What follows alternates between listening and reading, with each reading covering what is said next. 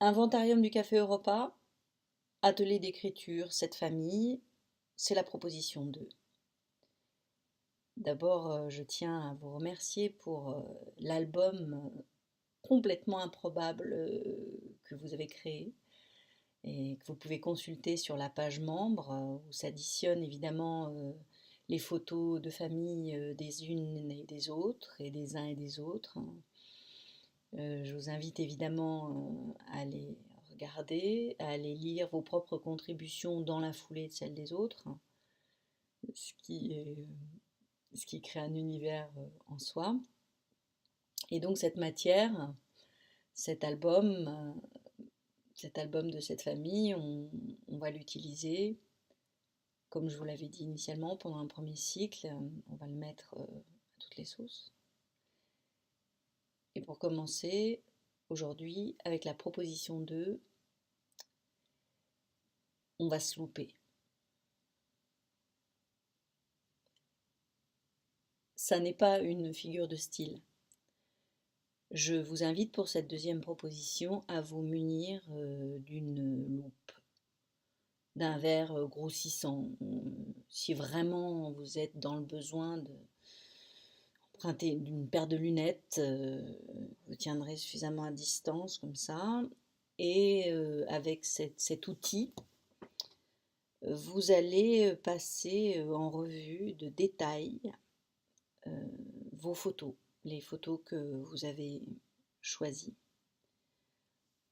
Pendant toute la durée de cet atelier, il va de soi que vous pourrez vous appuyer sur vos propres photos, celles dont vous m'avez envoyé des descriptions en 3 lignes, mais aussi sur l'album commun. Si vous préférez vous appuyer sur la photo littéraire de quelqu'un d'autre, c'est possible. Néanmoins, vu la particularité de ce que je vous demande là et sa précision, je vous propose de le faire un peu sottement, un peu bêtement, c'est-à-dire de prendre vraiment des images, de prendre vraiment vos images et donc de les scruter de très très près. En fait, je vous propose de les scruter de trop près. Avec votre loupe, vous allez reconsidérer vos photos.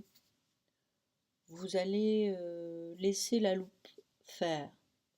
À un moment donné, soit pendant que vous êtes en train de regarder vos photos avec cet outil, soit peut-être le lendemain ou quand vous aurez arrêté de le faire physiquement, un détail va vous sauter aux yeux, un détail vous aura sauté aux yeux, une chose petite, une chose insignifiante, en tout cas une chose que vous n'aviez pas vue quand vous avez choisi ces photos pour faire la proposition 1.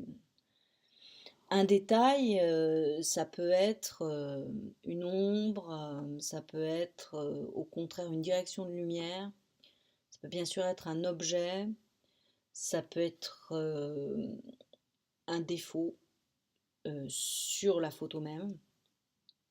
Ça peut aussi être un instant relationnel, un instant d'un des personnages, d'une des personnes présentes sur la photo, avec un objet, une certaine façon de tenir un verre, une certaine façon d'incliner la tête. Ça peut être l'apparition des cheveux blancs, ça peut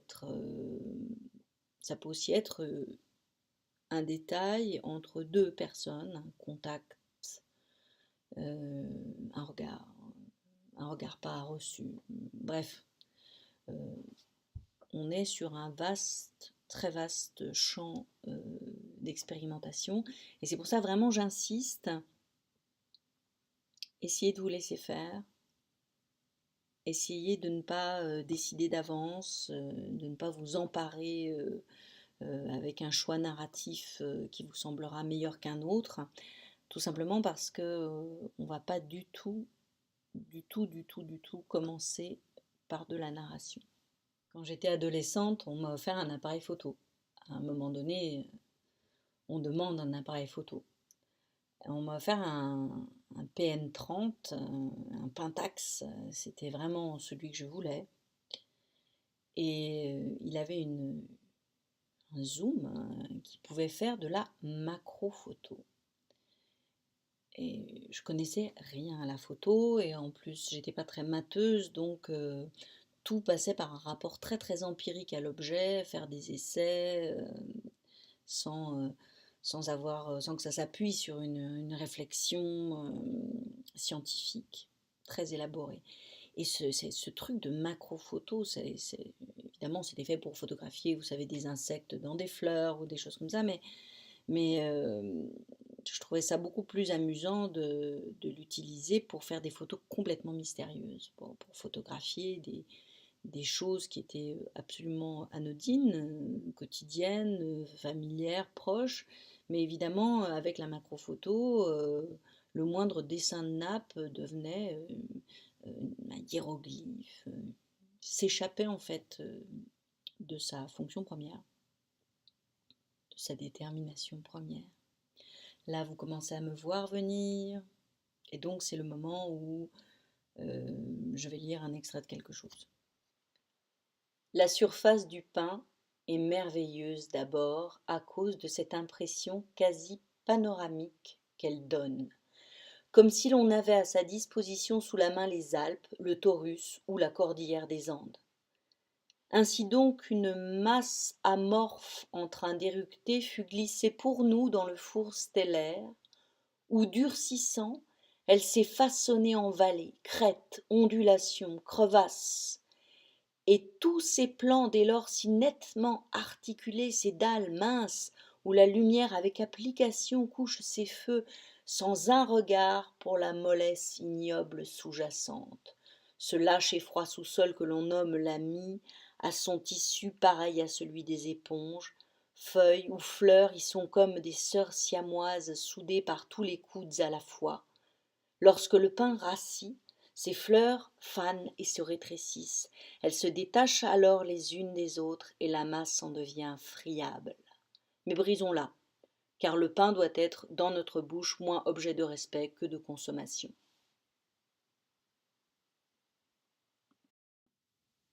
Les textes, lui ici, partagés ici, pour reprendre l'expression de François Bon, ce sont des boussoles. Il ne s'agit évidemment pas d'écrire à la manière de Francis Ponge, mais par contre, il s'agit dans cette proposition très clairement de prendre le parti pris du détail exactement comme lui prend le parti pris des choses.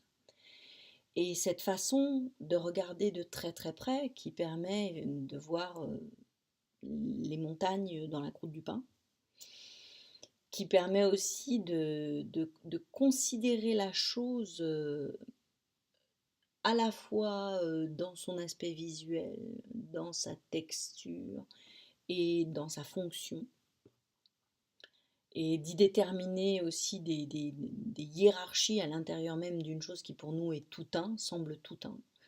Ça me semble particulièrement intéressant.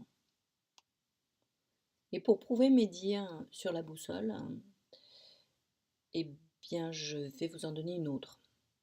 C'est difficile de parler du détail sans penser à Nathalie Sarraute, qui est la papesse du détail, qui peut écrire une pièce de théâtre entière et la rupture d'une amitié de très très longue date à partir d'une petite phrase dite d'une certaine façon.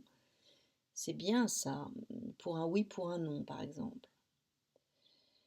Nathalie Sarraute prend toujours appui sur une chose infime et à partir de cette chose infime, elle réussit le tour de force de dévoiler des secrets sans jamais les expliciter.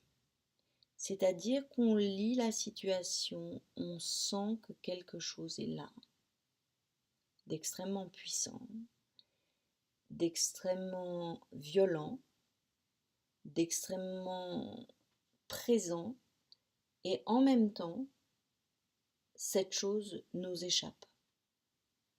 La deuxième boussole, le deuxième extrait, ça sera donc un petit morceau, un chapitre de tropisme. Tropisme qui n'est composé que de chapitres courts et où vous allez voir ce que Nathalie Sarraute arrive à faire avec simplement un coin de fauteuil. Elle était accroupie sur un coin du fauteuil, se tortillait, le cou tendu, les yeux protubérants. Oui, oui, oui, oui, disait-elle, et elle approuvait chaque membre de la phrase d'un branlement de la tête. Elle était effrayante, douce, plate, toute lisse, et seuls ses yeux étaient protubérants.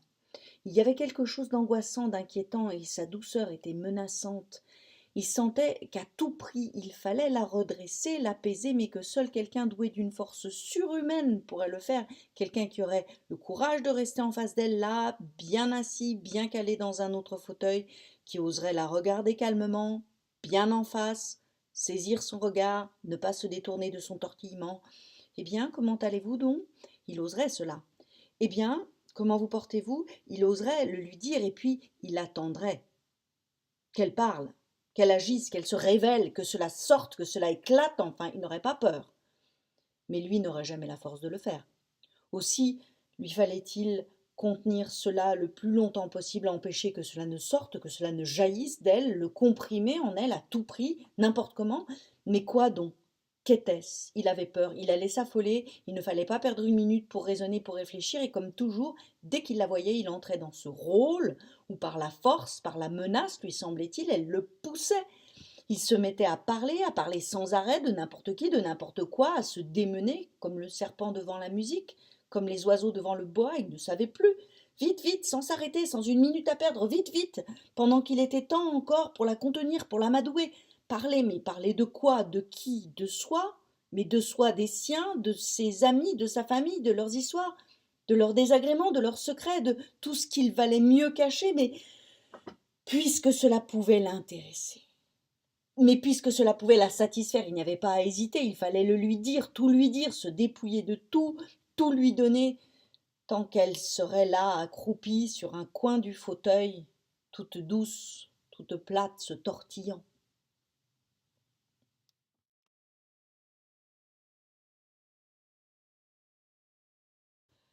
Bon, alors, concrètement, qu'est-ce qu'on fait? Qu'est-ce qu'on fait de cette proposition 2? On prend une loupe, ça on l'a bien dit. On chasse le détail ou on se laisse chasser par le détail. Et à partir de là, je voudrais que vous m'écriviez quelque chose qui soit sous la forme d'un gros paragraphe.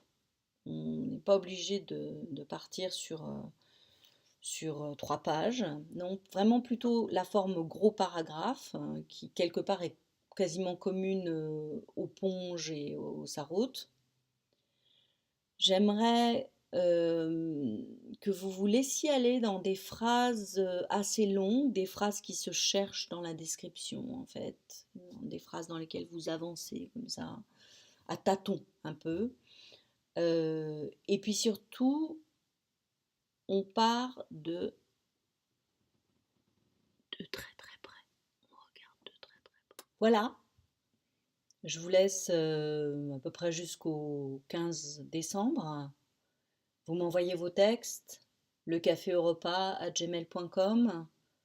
Vous m'envoyez vos textes en fichier, n'importe quoi sauf PDF. Et puis, évidemment, vous me rappelez si vous voulez que je les publie sur les pages membres ou pas. Si jamais vous voulez utiliser des pseudonymes, c'est possible. Bien sûr, pour ceux ou celles d'entre vous qui souhaiteraient traiter 2 détails au lieu de 1 détail ou 3 détails, vous êtes absolument les bienvenus. Et bonne écriture, bonne lecture.